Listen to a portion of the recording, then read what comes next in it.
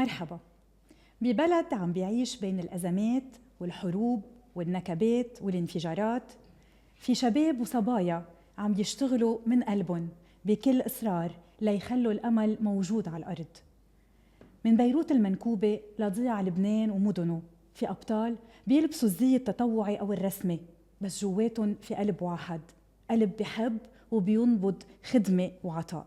بهالحلقة من بودكاست كاريتاس لبنان نستضيف شخصيتين بيحكوا باسم جيل بكامله: رئيس شعبة العلاقات العامة بفوج إطفاء بيروت النقيب علي نجم، يلي شفناه بكتير من مواقف رجولية من انفجار المرفأ لليوم، واليوم عم بيمثل صوت الإنسانية من داخل المؤسسة العسكرية. أهلا وسهلا فيك. وكمان معي الدكتور بيتر محفوظ اللي هو المنسق العام للشبيبة برابطة كاريتاس لبنان ومسؤول وحدة الطوارئ بالشبيبة. أهلا وسهلا فيك. اللي هو صوت الشباب اللي عم بيناضل ليبني مستقبل ببلد تعب عن جد. أهلا وسهلا فيكم. أهلا فيك. اليوم حلقتنا يعني بدنا نضوي فيها على عن جد الشغل اللي عم بيصير على الأرض، على الجنود المجهولين بلبنان. يعني وبنعرف قديش مرقنا، وخصوصا 4 سنين لليوم، بنكبات وما في مصيبة ما اجت على راسنا مثل ما بيقولوا، وانتم كنتوا عن جد موجودين دايما بعز دين المحنة والوجع. كنتوا عم بتشوفوا كل هالناس كيف عم تتوجع وعم بتجربوا تكونوا حدا. ويعطيكم ألف عافية. موجه تحية لكل الجنود المجهولين يلي هن معكم وبيأزروكم. اليوم حضرة النقيب، أهلا وسهلا فيك ببيتك بكاريتاس. شكرا لك. يعني اليوم حضرتك صرت وجه معروف فينا نقول يعني ومن خلال أكيد من خلال تواصلك الإنساني مع الناس. صح. بس قبل ما تكون مشهور، إذا بدك تخبرنا شوي كيف كانت بداياتك بفوج إطفاء بيروت؟ كنا مثل ما حضرتك قلتي جنود مجهولين. نحن مش مجهولين، يعني لا فوج الأطفاء ولا كاريتاس ولا الصليب الأحمر ولا حدا. نحن العالم بتشوفنا بس العالم ما بتقدر البعض. دايما بشوفوك إنسان طبيعي. أمتى بيعرفوك إنك أنت عندك الشجاعة والبطولة وهدول؟ وقت لما بيصير في تضحية وبتنفقد الأرواح، ساعتها بيقولوا عنهم أبطال. بس نحن على طول مجهولين لا حتى ما نوصل لهذه المرحلة، مثل ما صار معنا بعدة مراحل. كنا نشتغل طبيعي، يعني مثل هلا، مثل بكره، مثل قبل امبارح، مثل بعدين. نفس الشغل نحن بنقوم فيه، ان كان بالانقاذ، بالاسعاف، بالاطفاء، بمد يد المساعده لكل انسان وقت الخطر وكل انسان وقت ما بيطلبنا.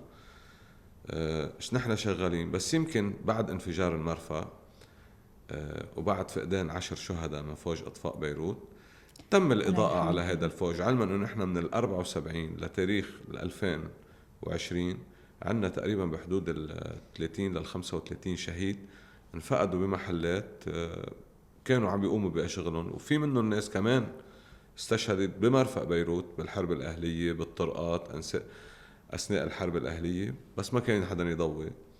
هالمرة ساء القدر أنه يكون من عنا 9 شباب وصبية، وبلشت الإضاءة على هذا الفوج. يعني المصيبة هي اللي إذا بدك مثل ما قلت لك ضوت يعني على شغلكم. يعني اليوم مين بتحمل المسؤولية؟ الإعلام مثلا ما كان عم بيضوي على عن جد شو عم تعملوا؟ الإعلام شوفي، بحكي أنا دايما بحكي بصراحة. أكيد. الإعلام وين له مصلحة بيضوي، بس إنه مواضيع إنسانية ما بتجيب له مشاهدات، ما بتجيب له كذا إلا وقت الأزمة. يعني بيكون في أزمة بيروح عند هذا الشخص اللي ممكن العالم تكون ناطرة إنه الناس شو عندهم تتعاطى معهم وبتجيب. بس بالأيام العادية، يعني أنا مثلا فوج إطفاء بيروت مش دايما بيتضوى عليه، علما إنه كل يوم في عنا مهام، كل يوم في عنا شهداء أحياء، كل يوم في عنا أطفاء. حتى هلأ كلفنا من قبل سعادة المحافظ الكلاب الشاردة اللي هي على مثل ما كل العالم صارت تعرف، اللي هي عرمة البيضة وفلتانين بالشوارع، انه ننزل ونلقطهم وتعرضنا لإهانات يعني كمان. فحتى فوق انت الشغل اللي بتعطيه وتعرضك للخطر، في ناس ما بتقدر. ما بيقولوا لكم يعطيكم العافية؟ في ناس كتير بتقول يعطيكم العافية، يعني مثل أفضالكم، مثل حضرتك انت دايما اصلا بتستدعينا وبتطلبي انه احنا نطلع لحتى نبين هيدا الوجه الانساني اللي عنده اياه فوج اطفاء بيروت.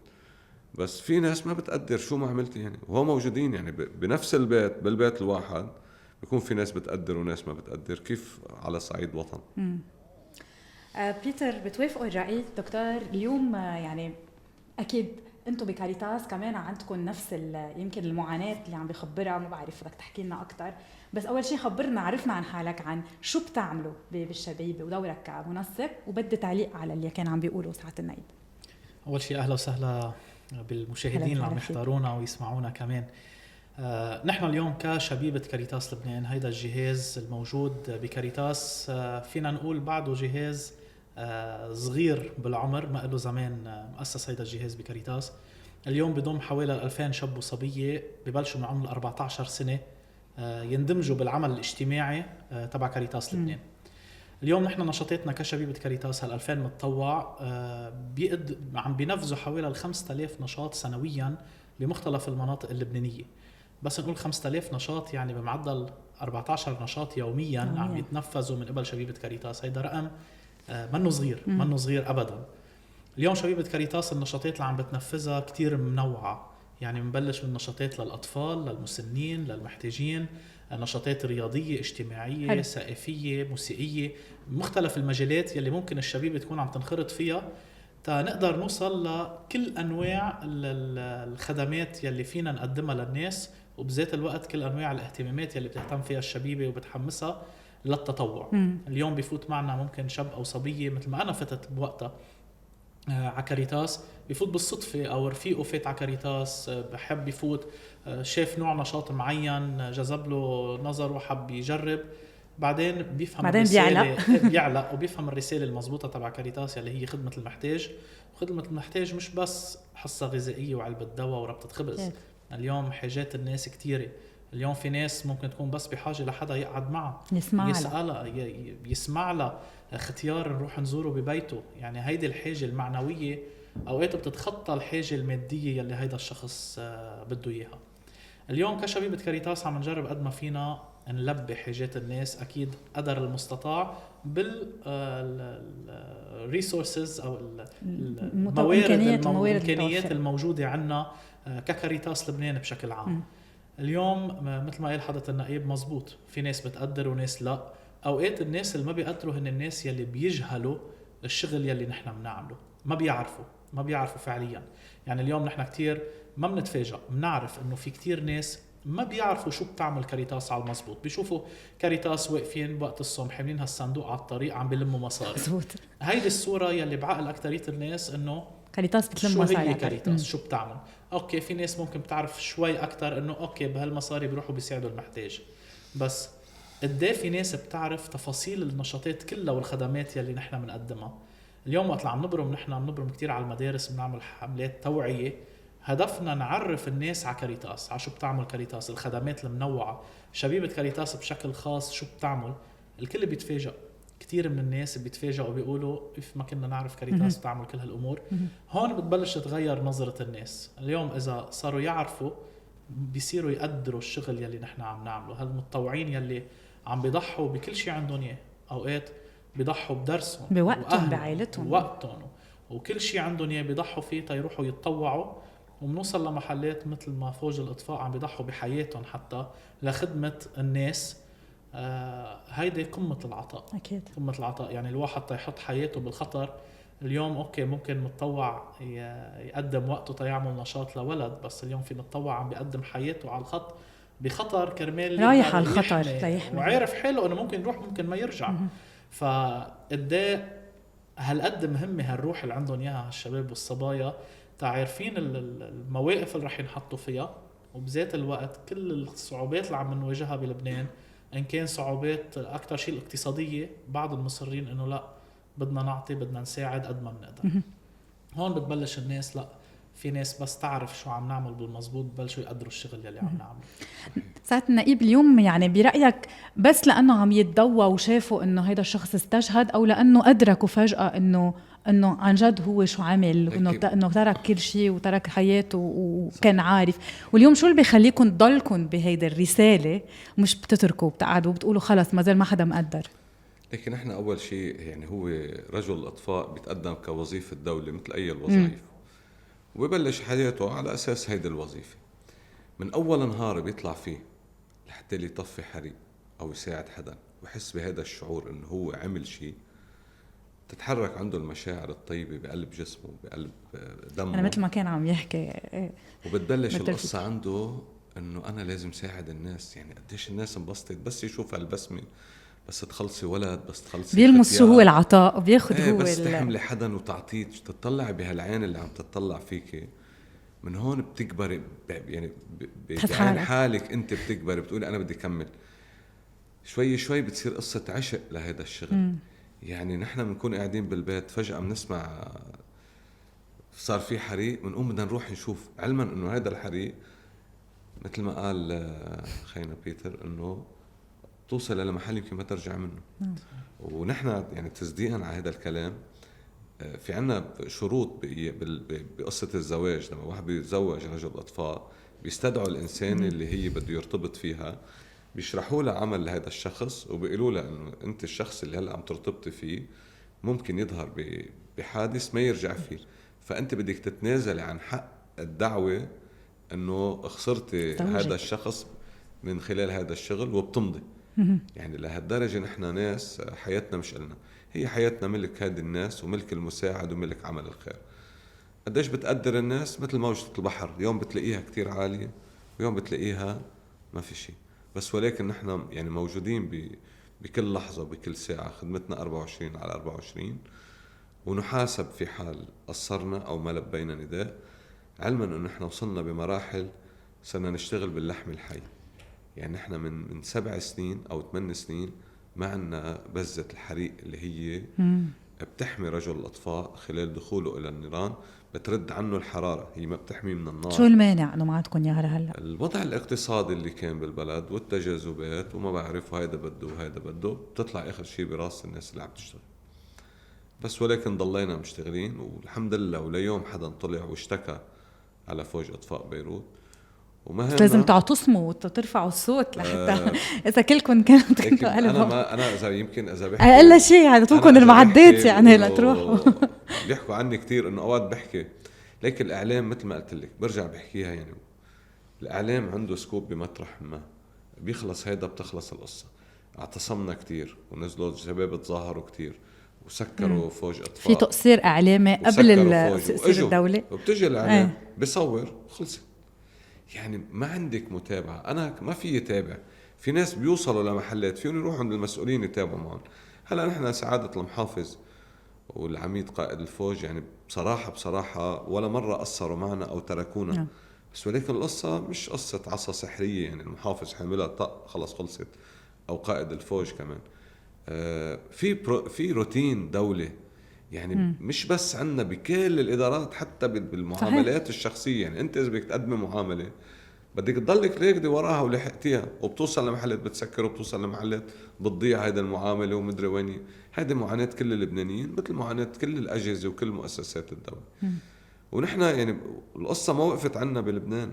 يعني نحن وقت لما صار زلزال تركيا صحيح طلعنا على تركيا وقدمنا حياتنا بتركيا. يعني أنا بتذكر بمحل كنا عم نشتغل وحاطين فوقنا البوكلين مشان يعني إذا نزل علينا شيء، وفجأة بترج الدنيا فينا كلنا هنيك. يعني نحن رحنا على نقطة الزلزال على كهرمان مرعش، أهل المبنى والناس اللي واقفين كلهم هربوا.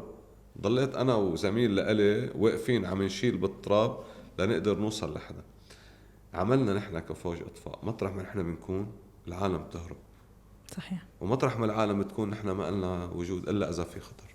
وكاريتاس اليوم مطرح ما الناس بتكون هي بتروح هتوقف حدهم. كمان نزلتوا على تركيا وكنتوا موجودين. احنا على سوريا بدي اقول كمان وقت الزلزال عم نحكي. صحيح ايه نحن رحنا وفدين، وفد راح على تركيا ووفد راح على سوريا.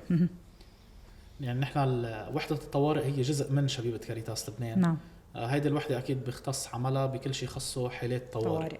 يعني اليوم عنا أكيبات الإسعاف والإطفاء وبحث وإنقاذ، وموجودين لنساعد كمان قد ما بنقدر ولنستلم كل المهام الطارئة يلي عندها إياها كاريتاس على الأرض بالأزمات. يعني نعم. آخر أزمة الحرب يلي صارت كان دور الوحدة تبعنا توزيع الحصص الغذائية، مساعدة الناس، مواكبة القسم الصحي بالحملات الصحية. يعني كل شيء كان شغل على الأرض خاصه بهالحالة الطارئة. وأكيد كل اللي مرقوا قبلها، يعني نحكي إن كان من انفجار مرفأ بيروت لوقت صار في كورونا، للزلزال يلي صار، الحرب اللي صارت الحرب. يعني كل هيدي الحالات، يعني سنة ورا سنة كل سنة بيطلع حالة طارئة بتضطر إنه كاريتاس تكون عم بتساعد الناس وتوقف حدهم. فهيدي الوحدة كان دورها الأساسي هو التدخل على الأرض بإكيب مجهز ومدرب تنقدر نقدم أفضل الخدمات الممكنة للناس اللي بحاجة لها. نعم. يعني اليوم ما بدنا بس نتطوع، بدنا نتطوع ونوصل الخدمة بأفضل طريقة ممكنة للناس اللي بحاجة. لأنه مثل ما قلت في ناس بحاجة لكلمة، يمكن مش بس يعني يمكن ما بتقلك أنا مني بدي شيء منك، بس بسطت إنك قعدت وسمعت لي. صحيح. وكتير سمعتها منكم بمطارح. فاليوم الناس بمجرد ما توصلوا لعندها وبتحس بأمان إنه في حدا مش لحالها، هيدي شغلة أساسية، ولهيك بيشوفوكم أبطال. هي الوحدة صعبة، وكيف إذا واحد بحاجة لحدا وقت خطر فبياخد روح. وهلا أنا يعني طالما أخينا بيير عم بيقول إنه هن في عندهم فرقة أطفاء، بيتر وفرقة إسعاف، فأنا إذا بحبوا ككاريتاس يتواصلوا معنا، نعملكم دورة عن الأطفاء، ماهية الحريق وكيفية الوقاية منه ومسببات الحريق وكيفية التصرف كفريق متدخل أول. صح. فنحن عنا معهد بفوج اطفاء بيروت بندرب كل الناس المؤسسات. مش صاير تعاون قبل؟ اخذوا بلا اكيب الاطفاء عنا اخذ دوره بفوج اطفاء بيروت، اخذوا دوره تحت واخذين كذا دوره مع الدفاع المدني. فكمان بتحبوا حدا جديد، تعاون مستمر. هي دائما بدها براكتس. وهذه الدورات مش بس لكاريتاس، لاي انسان، اي مؤسسه، اي اداره سياحيه عسكريه، كل حدا مستشفيات بحب انه ياخذ هدول الدورات يتواصل معنا على فوج اطفاء بيروت، ونحن بنأمن له كل شيء لازم مفروض يكون تحت تالي يكون جاهز وقت يصير شيء كمان ببيته. اللي بتقول درهم وقاية خير من قنطار علاج. أكيد 100%. التدريب المجتمعي يعني ضروري. صحيح. المجتمع يكون مدرب، لأنه هن الفيرست ريسبوندر. يعني اليوم الشخص يلي صار معه الكارثة أو قدامه صح. هو أول شخص بده يكون عم يتدخل، فكتير مهم يكون بيعرف كيف يتصرف. صح، لأنه الحريق بأول يعني مش أول دقيقة، أول ثواني مزبوط تكون بده كباية مي، بس بعد أول دقيقة نبعد في شيء يمكن. فمشان هيك واحد إذا ما بيعرف يتصرف ممكن يأذي حاله. صحيح. وممكن يعرض حاله للخطر. فهول الدورات جدا مهمة لحياته الشخصية غير للمؤسسة اللي بيشتغل فيها. يعني بصير هو بيعرف يتصرف ببيته. وموضوع السلام العام بالإجمال غايب عنا بلبنان. يعني الرقابة على السلام العام منا موجودة كيف بدي أقول لك بقوة، منا موجودة بالفرض. هن هدول المواضيع تفرض فرض على أي مؤسسة، على أي تجارة، على أي بمدى بده يطلع مفروض يكون في شروط للسلام العام. من هون بنبلش نحن نحمي البلد، ويبطل فوج اطفاء له خصه ولا له لازمه، بطل له دور. يعني الحمد لله ساعتها نحن بنرتاح، يعني بنروح ساعتها بنشتغل ادارات، نتسلى بشيء ثاني، بنشتغل شيء ثاني. فعندنا هيدي المشكله بالبلد، انه ما في فرض بالقوه وبعدم اعطاء الرخص ولا هدول بموضوع السلام العام. سيادة النائب، اليوم اذا بدي اسالك عن يوميات رجل الاطفاء بفوج اطفاء بيروت كيف بتكون؟ لكن احنا الدوام عنا بالفوج بكل المراكز. كمان تكون مع خبر، احنا في عنا 3 مراكز رئيسيين اللي هي قيادة الفوج بمنطقة الكارنتينا، وفي عنا مركز بالبيشورة ومركز بالملاعب بالبلدية. من فترة يعني مش كتير طويلة تم استحداث مركز بعرمون. بعد ما صار في كثافة سكانية لأهل بيروت بعرمون، تم استحداث نقطة تدخل أول بمعهد قوى الأمن بعد الحرب الأخيرة. يعني عم نحكي لا قبل. أوكي. تم استحداث نقطة هي فرقة تدخل أول بقلب معهد قوى الأمن الداخلي بعرمون. ومن بعد انفجار مرفأ بيروت كمان تم استحداث نقطة تدخل أول بقلب مرفأ بيروت. كل هدول المراكز بيشتغلوا بدوام. كانت عندنا نحن الدوام الفوج 24 ب 48، يعني بينزل على الخدمة 24 ساعة وبيريح 48 ساعة مداورة. بالظل الوضع الاقتصادي والأزمة الاقتصادية وصلنا لخدمة 1 ب5، وهلأ نحن الخدمة عنا صارت 1 ب3. دايما الواحد بثلاثة بتقلل من عدد العناصر المتواجدة بقلب المركز، بس ولكن الحمد لله دايما عم نقدر نلبي كل الاحتياجات وكل الطلبات. الدوام ببلش عنا من الساعة 8 الصبح، بغض النظر عن الشعب الإدارية اللي هي بتداوم دوام رسمي، لا يعني مثل ما بيقولوا الجسم والراس دايما بيشتغلوا مع بعض. ببلشوا دوام من الساعة 8 الصبح لا تاني يوم الساعة 8 الصبح. أول ما بيوصلوا بتعرفي بيحطوا أغراضهم، بيكون في بنسميه نحن موظف خدمة وفي آمر فصيلة.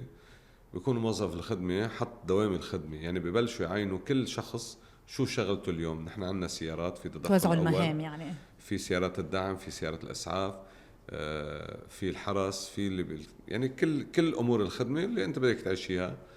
تنوضع هيدي التفاصيل من أول من الصبح، من الساعة 9 الصبح بينزلوا على لوح بيتسجلوا كلهم مشان كل شخص يعرف شو شغله وشو مهامه. لا الساعة بيضلوا كل النهار كشف على الآليات، وبيبرموا على المركز للساعة 12 بيرتاحوا للساعة 3 بيرجعوا، بينضرب جرس، بينزلوا بيرجعوا بيعملوا شوية تنظيفات للسكنة، بيعملوا شوية رياضة، وبيرجعوا بيضلوا قاعدين. إذا صار في حادث، كل يوم في حوادث بس ما حدا بيعرف، لأنه ما حدا بيعرف إلا اللي بيصير حد بيته ساعتها بيعرف. كل يوم على طول عندكم يعني ما في يقطع؟ لا ما بيقطع نهار ولا ما بيقطع أسبوع؟ إذا ما في حادث يكون عندك مهمات تأمين، مهمات مي يعني للمؤسسات الوطنية، للمؤسسات الرسمية، للأجهزة العسكرية. بتعرفي بظل يعني احنا في فترة من الفترات اشتغلنا بدل شركة المي، صرنا نوزع مي للمؤسسات للأجهزة العسكرية لأنه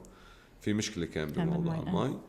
وبيضلوا للساعة 8 الصبح تاني يوم. هيدا عم نحكي باليوم العادي، هذا اليوم الطبيعي. هلا خلال هذا النهار نحن في عنا غرفة عمليات مركزية بتتلقى اتصالات المواطنين على الرقم الساخن اللي هو ضمن بيروت واللي هو فري 175.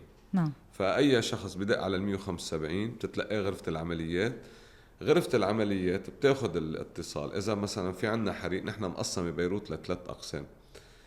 قسم تابع لمنطقة الكارنتينا اللي هن المدور، المرفأ، الأشرفية، الجميزة، المناطق اللي قريبة منها.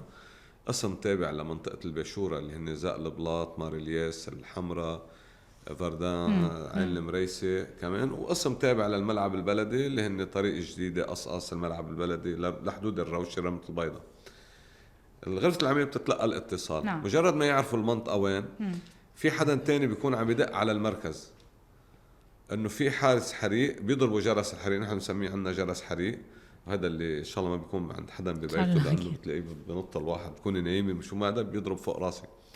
بيضربوا جرس الحريق، بيكونوا اخذوا هن المعلومات بالتوازي، يعني بتصير بتاخذ المعلومات ببلغهم على الهاتف. كنا قبل عندنا فاكس نبعتهم بالفاكس او شيء، بس هلا لقينا اسرع انه على الهاتف بيكون واحد عم بياخذ وواحد عم بيلقى عم بيبلغ. بظرف تقريبا 40 لل 45 ثانية مفروض تكون سيارة الإطفاء وسيارة الإسعاف ظاهرين من السكن. مجرد ما تتخطى ال 40 ثانية و 45 ثانية بصير في عقوبة. يعني بيتعاقبوا اللي هن معينين على السيارة، بيتعاقبوا لعدم التلبية، لأنه نحن بعملنا كل ثانية إلها ثمنها. صحيح.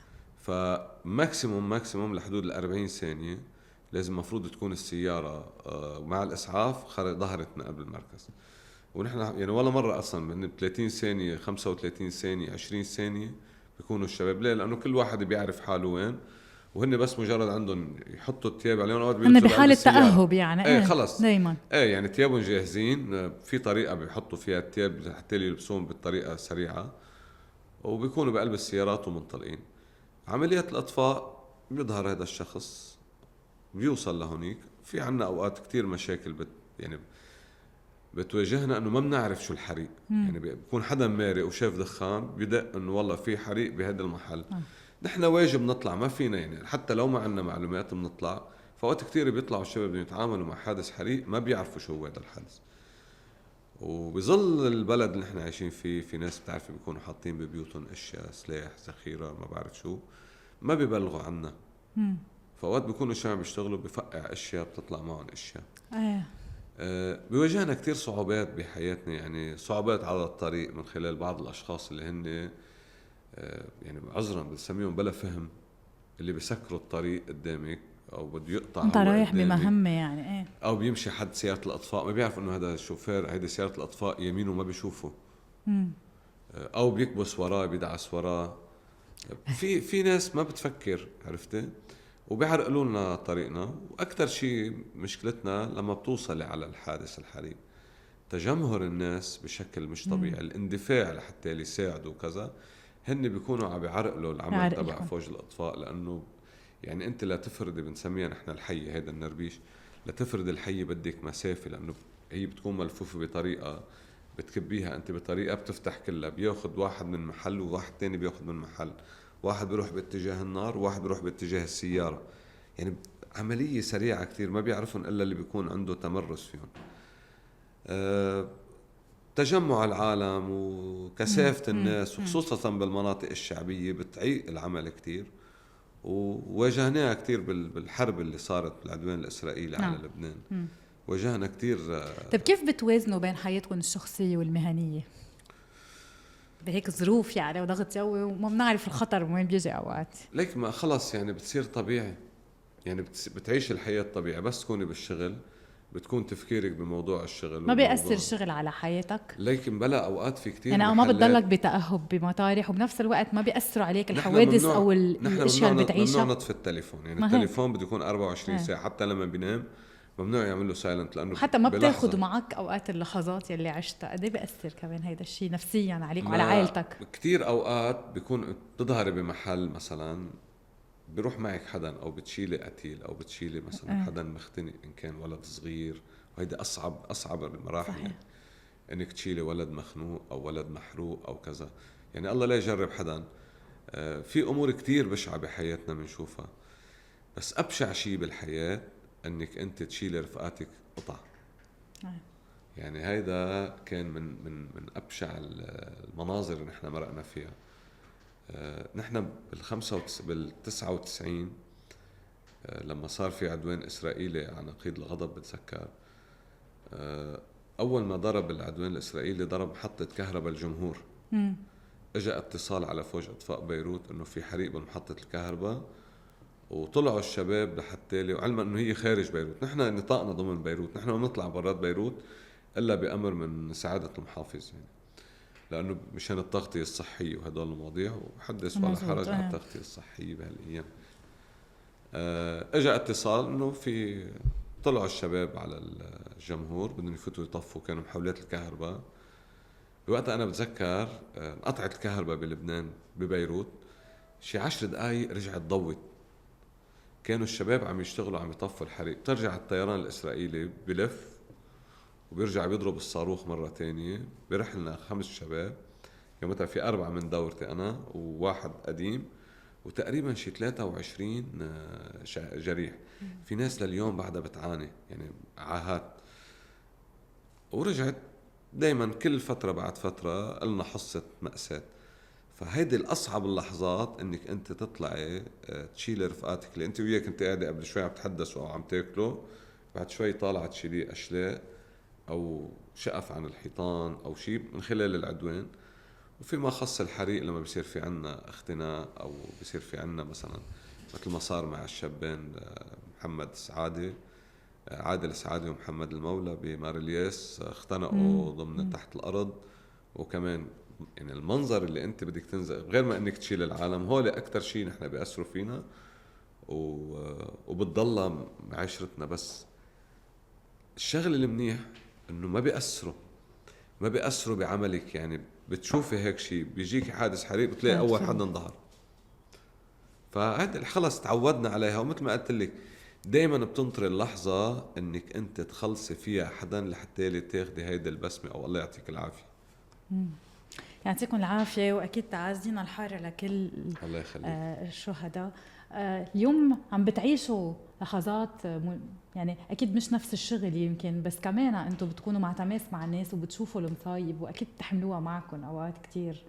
صحيح. على البيت وعلى الحياة. شبيبتنا بيعيشوا المصيبة مع الناس يلي هن عايشين فيها. يعني اليوم نحن اللي بيعزينا وقت اللي بنوصل عن حدا بحاجة لنا بيقول جيتوا الله جابك.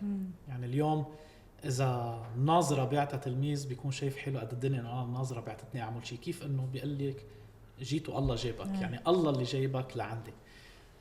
اليوم شبيبتنا بتقطع بكتير مطارح بيكونوا عم يعملوا شي نشاط معين، بيقطعوا بحالات بتضل مأثرة فيهم أكيد، لأنه بيشوفوا هن بيكونوا شايفين الحياة من منظار، بيرجعوا بيشوفوا الناس على الأرض كيف عايشة كمان، أكيد بيتأثروا فيها. واليوم نحن عم نحكي شبيبة عم نحكي من عمر 14 و15 و16 بعدهم بأول عمرهم عم بيشوفوا هيك مشاهد. يعني بتذكر مرة وهيدي على طول بخبرها لأنه من وقتها لليوم ما بنسى هالمشهد. أنا وقت اللي رحنا تنرمم بيت زلمة ومرة اختيارية عمرهم بالثمانينات وعندهم 3 أولاد عندهم إعاقة رتار منطال كتير قوي، يعني الصغيرة فيهم عمرها 36 وفكرة حالها عمرها 6 سنين. فهني 5 أشخاص ولا واحد منهم بيشتغل، بيعيشوا من ورا شو بيجيبوا لهم الجيران أكل تيقدروا ياكلوا. يعني إذا ما جابوا لهم أكل هيدا العائلة بتقعد هيدا النهار بلا أكل. ثابت إنه حدا من شبيبتنا عايش بالبناية اللي هن عايشين فيها بكعب البناية، وقالنا عن هيدي العائلة وقالنا إنه ما عندهم شيء، يعني ضروري نكون عم نرمم لهم بيتهم. وهيدا نوع من النشاطات اللي بنعمله كل سنة، عندنا حوالي 50 بيت بنرممهم. فوقت زرنا هيدي العائلة بيتهم أوضة نوم فيها تختين، أوضة قعدة فيها صوفة وحدة، مطبخ بس في المجلة وحنفية، والحمام في كرسي الحمام ومش موصولة على الصحية، يعني بدلقوا مي بالسطل، بيسخنوا مي برا على الحطب تيتحمموا.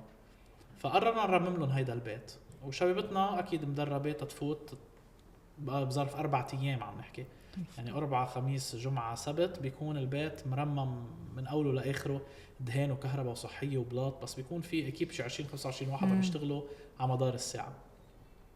وقت اللي خلصنا ترميمه لهيدا البيت وجبنا الزلمة تنفرجيه شو عملنا، ففرجيني على أوضة النوم، أوضة القعدة، المطبخ، كنا دهنا البيت كله، ركبنا له كهرباء، ركبنا له مطبخ، اشترينا لهم فرش جديد وبراد وغاز، ما كان عندهم شيء منه، وبلطنا الحمام وركبنا له صحية وأذان ودوش. وقت الفات على الحمام عم يطلع الزلمة، أنا بس بدي أقول له إنه ركبنا دوش وماشي، يعني وصلنا على الصحية، يعني ما أخذت بعقلي إنه هو ما بيعرف شو هو الدوش. فوقت اللي عليت له الحنفية نقز الزلمة رجع لورا، شيء طبيعي، حيالله حدا بيفتح حنفية فوقي رح ارجع لورا ما انت لي مي. بس وقت اللي برمطة على السخن بلش الزلمة يبكي، وقفنا هيك كلنا عم نطلع ببعض انه شو عملنا له للزلمة تبكيناه. بالنسبة له قال نحن عملنا له عجيبة ونزلنا له مي سخنة دغري من الحنفية، بحياته مش شايفها. بالنسبة لنا انه كان شيء كتير طبيعي، انه اليوم مين ما عنده دوش بالبيت ومين ما بيعرف انه في مي سخنة بتنزل بسبب اذان. هيدا الزلمة عمره كان 83 سنة ما بيعرف. فهيدا المشهد بتعطي اندفاع مش طبيعي عند شبيبتنا تيضلوا يساعدوا. يعني هي قصة من قصص بتصير معنا يومية، وأبشع شعور بنقطع فيه وقت اللي بيكون في حدا بحاجة لشيء يكون واقف قدامنا ومش قادرين نأمن له هيدي الحاجة. قديه صعب تكون واقفة عم تبكي قدامنا بدها ربطة خبز تطعمي ولادها وما عندنا ربطة خبز نعطيها. شو بتعملوا؟ يعني هيدا أسوأ شعور ممكن نقطع فيه. اللي بنعمله بنجرب عن جد قد ما فينا شغلوا كل نلبي حاجة الناس. اليوم في كتير ناس بتقول ايه ما نحن رحنا عند كاريتاس وما عطيونا. مزبوط، ممكن كتير ناس تكون اجت وما عطيناهم. اوقات بيكون لانه في ناس بحاجة اكتر بكتير ومش قادرين نلبي كل الحاجات، واوقات بيكون لانه عن جد ما بقى عنا شيء نعطيه. فهون هالقد بدي الدنيا فينا. الحلو انه الفقير مش شغلتنا نحن نأمن له حاجاته، ربنا هو يلي بيأمن له حاجاته. يعني نحن صلة هالوصل. يعني اوقات كتيرة وهيدي عشناها كتير وقت انفجار المرفق. بتذكر انه كنا مركبين خيمتين 24/24 عم نساعد ونوزع مي واكل وكل الحاجات اللي ممكن فينا نوزعها. بدق لي شاب معنا اسمه توني بيقول لي بيتر نحن انقطعنا من المي، مي الشرب، بدنا مي تنوزع للناس. بتذكر بوقتها كان في آلاف المتطوعين على الأرض عم بيساعدوا بمرم خيل. بيقول لي بيتر نحن انقطعنا من المي، شو بدنا نعمل؟ قلت له إنه هلأ يا بنشتري نقلة مي أو بنوصي حدا يوصلكم نقلة قنانة مي. بيقول لي ليك خلص مش الحال، وصلوا. قل له مين وصل؟ قال لي المي. قلت له بس بعد ما طلبنا المي، إنه مش نحن طالبينها، إلا وكميون شركة مي بتجي بتنزل كميون مي عنده بالخيمة. فمن هون بتعرفي انه الله بيدبر. يعني والثقة. عن جد ولا مرة كان بدنا نساعد ولقينا انه خلص سكرت الدنيا بوجهنا. على طول بنلاقي الا ما يكون في ناس محسنين عن جد حابين يعطوا وبوقتها بلحظتها. حلو. ما بنلاقي الا وصلت هيدي المساعدة. اليوم هل بتشوف بيتر انه التطوع بعده بيجذب الشباب ولا لا صار بالهم غير محل؟ يشوفوا كيف يطلعوا مصاري وهيك.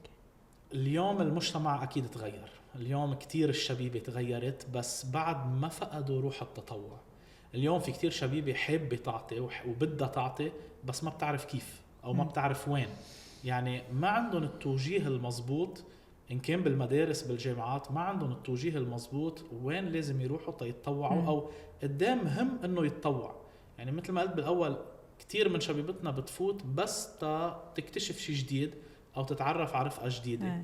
بس يفوتوا ويشوفوا عن جد الشغل يلي عم ينعمل هن بيتعلقوا فيه أكتر. وعم بحكي الناس اللي بتتعلق بهيدا الشغل أكتر من 90% من الشباب اللي بتجرب. وقديش في ناس عم تفوت يعني تقريبا إذا بدنا نقول سنويا؟ نحن سنويا في أكتر من 300 ل 400 شاب وصبية جداد بينتسبوا لنا. اللي بيفلوا هن للأسف الكبير الشبيب اللي عم بتسافر عم تترك، أو الشبيب اللي فاتت على أسلاك الدولة. هيدا بالعكس شيء كتير بنفتخر فيه إنه في كتير من شبيبتنا هلأ امبارح طلعوا نتائج الأمن العام. في أكتر من 30 شاب وصبية بشبيبة كاريتاس لقيناهم إنه انتسبوا ونجحوا صاروا يعني بالأمن العام. ففي كتير من شبيبتنا بتفوت على السلك العسكري، في كتير من شبيبتنا عم بتسافر أو هالقد سكرت الدنيا مش قادرين يعطوا لحظة بقى لأنه بدهم يشتغلوا وظيفة واثنين وثلاثة تيقوموا بحالهم وبعائلتهم.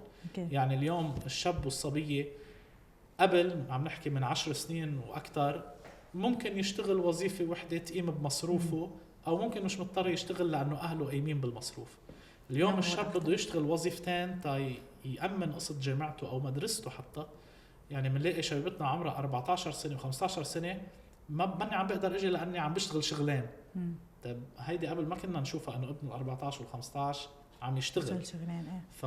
وبالمقابل في اشخاص بتلاقيهم عم يشتغلوا 100 شغله وبضل عندهم وقت يخلقوا كلهم مش بعض. كل اللي عم يبقوا عن جد. في ناس اوقات بتجي مره بالشهر، مره كل 4 اشهر، بس لانه بحاجه لشيء تعيشوا. انا اذا معي ساعه فراغ بال4 اشهر بيجي هيدي الساعه. حلو. في ناس ما بقى تقدر تجي بس بتسأل بتساعد قد ما بتقدر من برا. لا الروح التطوع إذا الشخص عنده إياها ما بتتغير عنده خلاص. إذا بيحب يعطي هيدا بيحبه كتير بتعدي. اليوم شبيبتنا يلي ملتزمة، في عنا شبيب ملتزمة 24/24، في عنا شبيبة متطوعين عايشين بالمراكز فعلا، عايشين مقضيين كل وقتهم بيروحوا على مدرستهم أو على جامعتهم وبيرجعوا على المركز. وعديوا هيدا الموضوع لأهليهم. يعني اليوم الأهل بيكونوا ضد الفكرة بيصيروا أهلهم أول الداعمين لها. يعني أنا عم يلمسوا شيء يعني تغير عن حالي. أنا أهلي كان أول ناس ضد إنه عم تعطي كل وقتك للتطوع. بالنهاية في حياتك في مستقبلك بدك تشوف شغلك. صحيح هيدي كتير. أنا بلاقي العكس إنه التطوع عطاني كتير قصص. أنا وصلت للإنسان اللي أنا هو اليوم بسبب التطوع. هالقد بتغير التطوع واهلك حسوا لمسوا هيدا الشيء ولمسوا هيدا الشيء وهن اليوم اول الناس الداعمين له. يعني اليوم وقت انا ما بسرب على البيت. انا من وقت انفجار مرفق بيروت لليوم انا سكان المركز، فبعد ما نمت ولا ليله بالبيت من وقت انفجار المرفق. فاهلي اذا قلت لهم جاي اتغدى انه شيء منيح جاي لعنا على البيت يتغدى بيعزموني على هذا. التطوع هالقد ادمان على شيء اسمه الشخص بده يعطي من وقته. يعني اليوم شريكة حياتك اللي المستقبلية بدها تكون مثلك يعني لحتى تتفهم. بشك توافق او بدها تكون قاعدة معك بالمركز. حدا بالمركز. اليوم بدي اسألك تقريبا السؤال اللي كنت عم بسأله، هل في ناس بعدها عم بتفوت على فوج اطفاء بيروت؟ قديش نسبة الاشخاص يلي عم بيكونوا عم بيحبوا يفوتوا بهيدي المهنة اللي هي مهنة المخاطر؟ لكن نحن ما عنا عمل تطوعي. صح. نحن كموظفين ثابتين ما في عنا، مش بس انه واحد يقرر يفوت. بس نحن في كتير كل يوم بيجي لعنا ناس بدكم حدا بالاطفائيه، بدكم حدا يشتغل، بدكم كذا. بنقول لهم طولوا بالكم. مع انه بنعرف انه معاشاتكم مش منيحه يعني اليوم هالايام، ولا واحد كيف؟ يحكي اللي له ضميره يعني. ايه نحن معاشاتنا كانت كتير منيحه قبل، ايه بعد الازمه وكانت قايمه فينا وبعيالنا وكحكمه وكمدارس وكل هدول المواضيع. لا كنا كتير منيح. بالازمه مش صرنا مش منيح، بالازمه انمحينا. يعني انا مثلا ضابط خليني اقول 25 سنه بالازمه وصل معاشي $160. في عندي 4 أولاد، في عائله، في مدارس. وصلنا لهالمرحله وما تركنا، كملنا. لانه قلنا انه مثل البي بيمرض ما فيك تتركيه، بس ما كل عمره واقف معي. تخيل نحن هلا في عالم بيضحكوا، نحن في عنا بالمعاش في شيء اسمه بدل الاخطار. هيدي بدل الاخطار يومتها اجت بتوصيه من رئيس جمهوريه وقت ما استشهدوا الشباب بالجمهور. نعم. وصارت المفعول من وقتها. نحن هلا بنقبض بدل الاخطار، العنصر بيقبض $2، الرتيبي بيقبض $2.50، وانا كضابط بقبض $3 بالشهر بدل اخطار. بالشهر؟ بالشهر، مش بالحادث حتى. لا بالشهر. يعني شوفي لوين. خلص مش المشكله، ما بدنا يعني، خلينا ضمن الدومين اللي احنا فيه. العمل بفوج اطفاء كتير حلو، وكتير بيجي ناس على اساس بدهم يفوتوا ويتطوعوا. في طلب يعني، مش انه عندكم نقص ولا لا ما عندكم؟ عندكم نقص. في نقص. ليش؟ الازمه الاقتصاديه خلت كتير ناس تفل، ومثل ما قلت لك تقسيم الخدمه بهذا الشكل بخلي في عجز بقلب المراكز. يعني انت لما يكون عندك مثلا 400 عنصر مقسمين على 3 مراكز، غير ما يكونوا ويخدموا يوم بيومين، غير ما يكونوا 400 عنصر مقسمين على 5 مراكز ويخدموا يوم ب3. يعني حتى نحن في شغله مطلوب منا كمان انه نفتح مراكز جديده، بس نحن القدره اللوجستيه وقدره البشريه ما قدرانين نفتح. علما انه بيروت بالوقت اللي صارت فيه وبالاكتظاظ السكاني وبالوافدين والخارجين على بيروت مفروض يكون، يعني نحن مثلا اذا صار في عنا حريق على الروشه بدهم يطلعوا للروشه يا اما من الباشوره يا اما من الملعب البلدي. يعني شوفي قديش المسافه طويله من هدول المركزين ليقدروا يوصلوا على الروشه. اذا صار في عندك حريق مثلا ب رمة البيضة بدهم يطلعوا من الملعب البلدي تيوصلوا على رمة البيضة. بفردان بدهم يطلعوا من الباشورة تيوصلوا على فردان. في عجز بالمراكز، مفروض يتم استحداث مراكز لو فرق تدخل أول. نعم. تدخل يعني مستجيب أول لحتى توصل. يعني مثلا لازم مفروض يكون في موتويات بظل الوضع اللي نحن فيه والأزمة والاكتظاظ السكاني وعجقة السير. في موتويات بتجي مع شنط بيجوا عليهم مطافئ يدوية، هتقدروا توصلوا. هدول بيوصلوا كمستجيب أول وبيباشروا بالأطفاء عبال ما تكون وصلت سيارة الأطفاء وسيارة الأسعاف.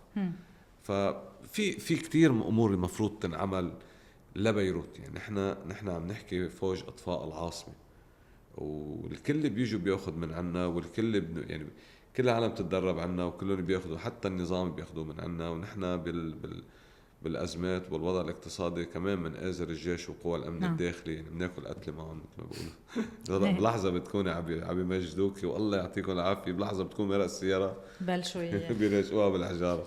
علما نحن ما مرش على المتظاهرين، يعني نحن بس تأمين لحتى صار في حريق صار في شيء يكون، بس خلص صارنا بس يشوفوا بيقولوا ضدنا.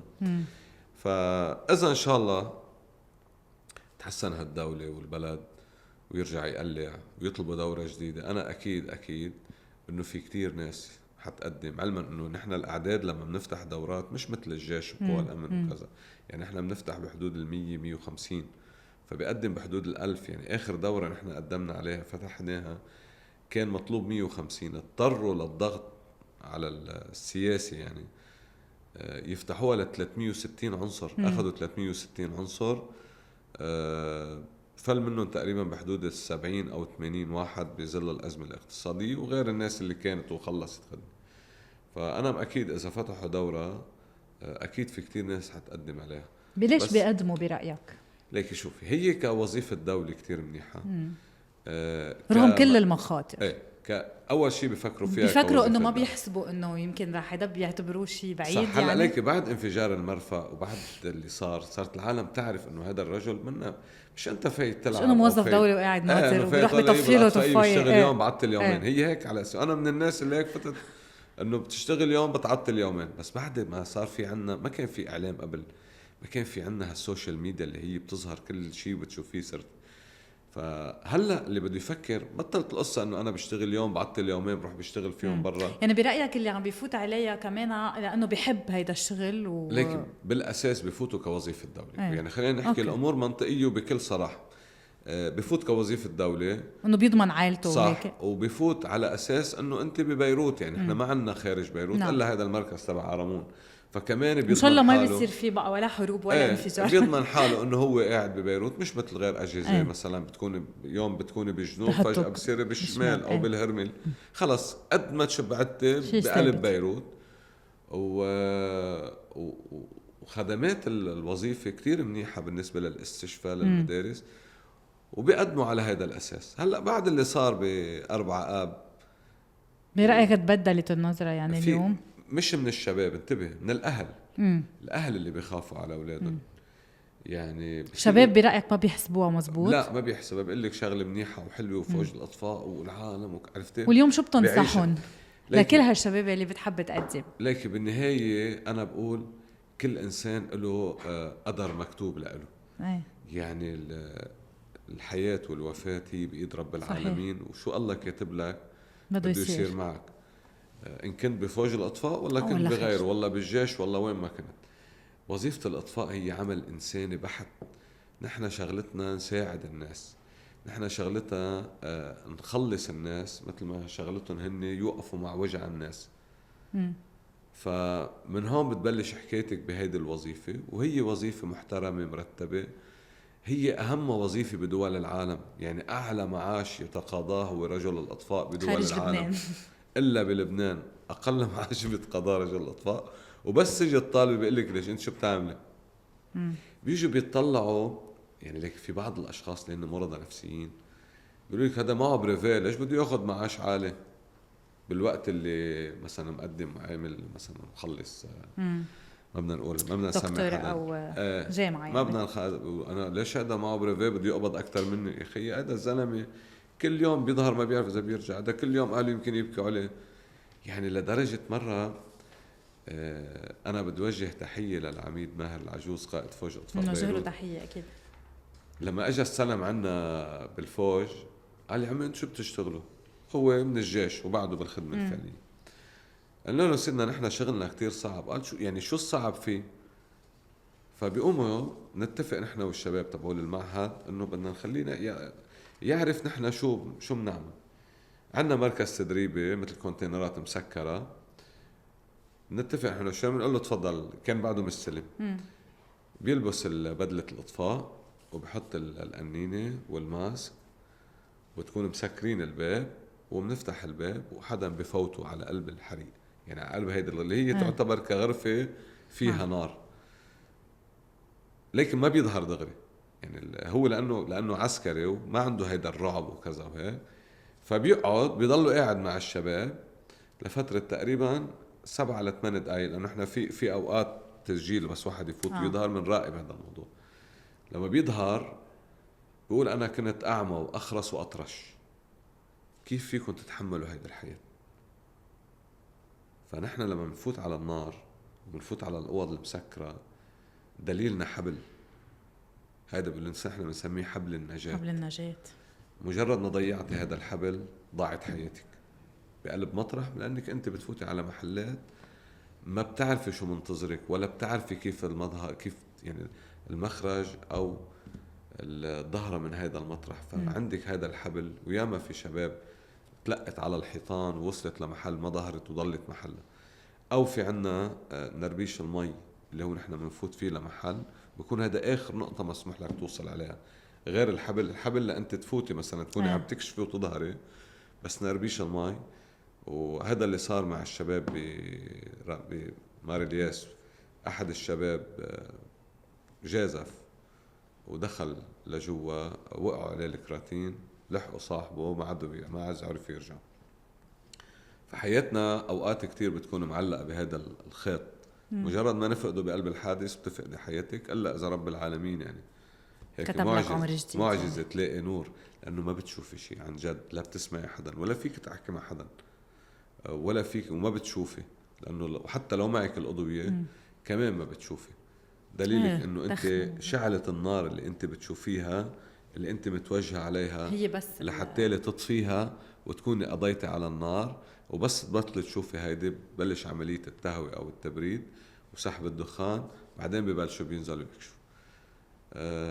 في كثير محلات مثل ما قلنا بالاساس ما عندهم شروط سلامه عامه، بكتسوا مثل ما صار بحريق تبع طريق المطار اللي ضلوا تقريبا لفتره 3 أسابيع ينشغل فيه، لانه ما في منه مراعي شروط السلامه العامه، ولا عنده طفايات ولا عنده مخارج ولا عنده تستيف للبضاعه بطريقه امنه تسمح بمرات تفوتي وتظهري منها.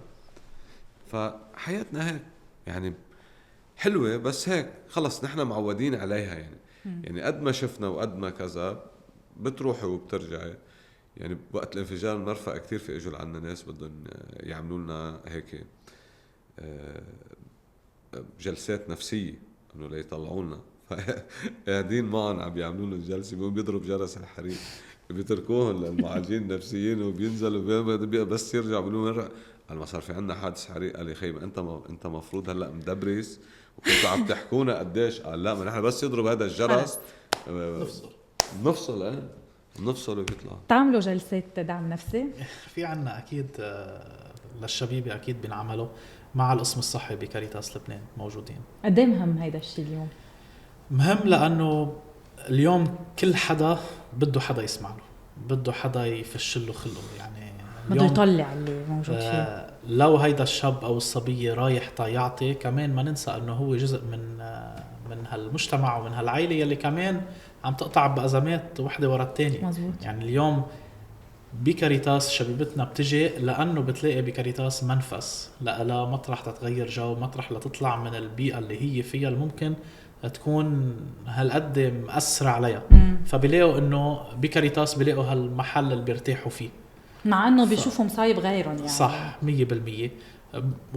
وقت اللي بيساعدوا غيرهم بتحسي هيدي عم بتساعدهم إلهم تيطلعوا من المشكلة اللي بتكون يمكن هيدي هي الدعم النفسي اللي بيجيهم بمطرح. مزبوط 100%. فبس بآخرة النهار ضروري إلا ما يكون في، خصوصي من بعد أزمات كبيرة، يعني الشباب اللي كانوا first responders على الأرض ضروري يكون عم يعملوا هيدي الجلسات بس لا يطلعوا من هالجو اللي هن قطعوا فيه، لأنه على فترة طويلة أكيد بتأثر عليهم. يعني اليوم شغلة أو 2 ممكن تقطع، بس وقت اللي بيكونوا بذات المشكلة وعلى فترة طويلة بتأثر عليهم. بس اثنيناتكم اتفقتوا على شغلة اليوم بالعمل الميداني والتطوع، إن كلمة الناس اللي يعطيك العافية هي هيدي وميرسي وجيتوا الله جابك وكنا ناطرينك هيدي هي أكتر مكافأة أو أكتر دعم. هيدا الشيء يعني اليوم المتطوع منه ناطر كلمة ميرسي، منه ناطر حدا يشكره. بس هيدي الكلمة هي بتعطيه البوش الكاملة تيقدر يكمل الشغل. ليك هي مفروض هي هاي الكلمة ما حدا مثل ما بقول ما حدا بيكون ناطرها، يعني مش ما مفروض نحن ننطرها، بس بالحياة اللي احنا عايشينها بلبنان ما عنا غيرها أصلا. يعني ما في شيء تاني غير إنه هيدي الكلمة الله يعطيك العافية، يسلم دياتك، الله يخليك، عرفتي؟ هول الكلمات اللبنانية الحلوة، عرفتي؟ هول بتعطيك هيك بوش لقدام. يعني أوقات دمعة يعني مثلا نحن مرة صار في انفجار بطريقة جديدة، تخزين هذا المازوت والبنزين وما بعرف شو، فخلصنا طفلة من طابق السابع وإما واقفة تحت.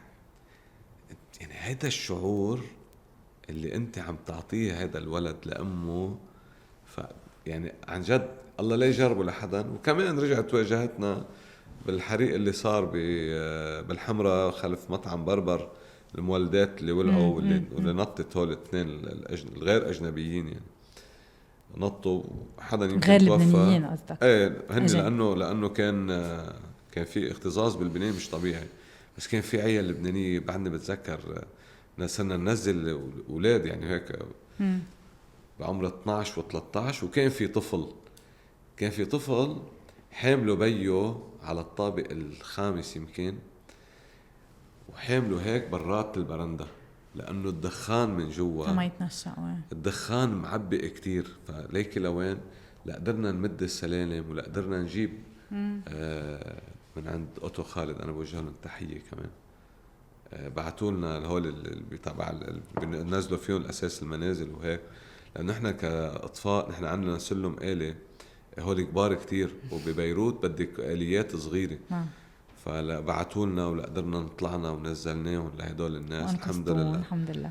فبتحسي بشعور، بس وين بعدين بتندمي انه ما حدا متابع هدول المواضيع، انه هالاهمال والاستهتار من الناس بس كرامة المصاري. للأسف اليوم عم بيكون في تعاون أو في مشاريع تعاون بين كاريتاس وبين فوج إطفاء بيروت.